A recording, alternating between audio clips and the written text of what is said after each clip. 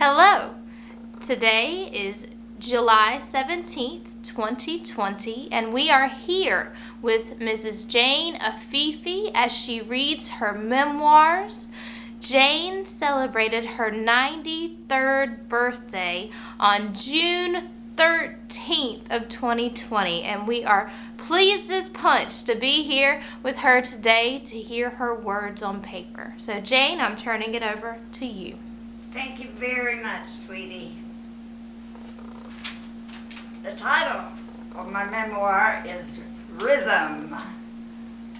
The sun set swiftly, and as the darkness settled, the sounding of tom-toms burst forth frantically.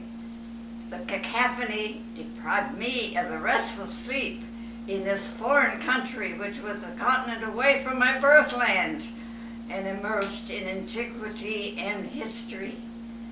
The land, exotic and mysterious, was partially revealed by the discovery of the Rosetta Stone, deciphered to emphasize a haughty language of pharaohs and dynasties of long ago. At dawn the sun rose, and somehow I learned that the night's disturbance was to destroy evil spirits and thereby restore the health of the person in the villa. Furthermore, I learned that I, a 23-year-old newly married American woman, was to live on the edge of the Great Sahara Desert, a stark and barren venue. It seemed to me that I coped with my state by viewing myself as a camera with the ability to take internal snapshots. There was no accompanying assessment. That would come later, and at odd times in, believe me, situations. Primarily, I knew that there would seldom be a time of more contrast. The United States of America in full Christmas mode, and a bleak virtual setting paralleling that of the birth of the Christ child in the Eastern reality of that day, Anno Domini 0.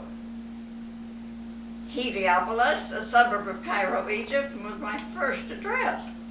However, later I moved to Gezira, meaning island in Arabic, which was nearer to Cairo's center.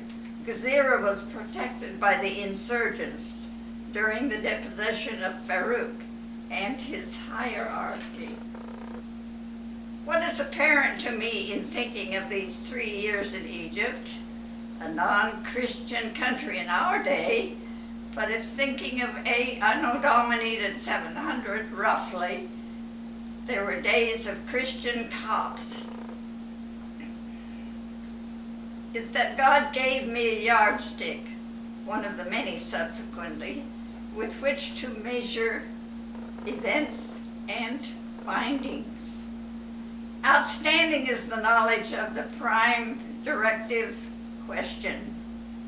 What about Jesus?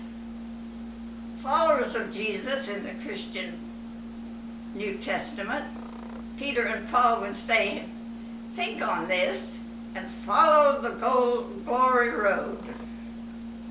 In my poem, Somebody's Child, I say, the body lying twisted, grotesque in pain, somebody's child. The poor mother standing in line in the rain, somebody's child. The baby crying hungry, weak and distressed, somebody's child. Couldn't we love more, since he gave no less than body and blood in righteousness? Jesus, somebody's, God's own child. Remember, his heart beats for you. Goodbye now. Love you all.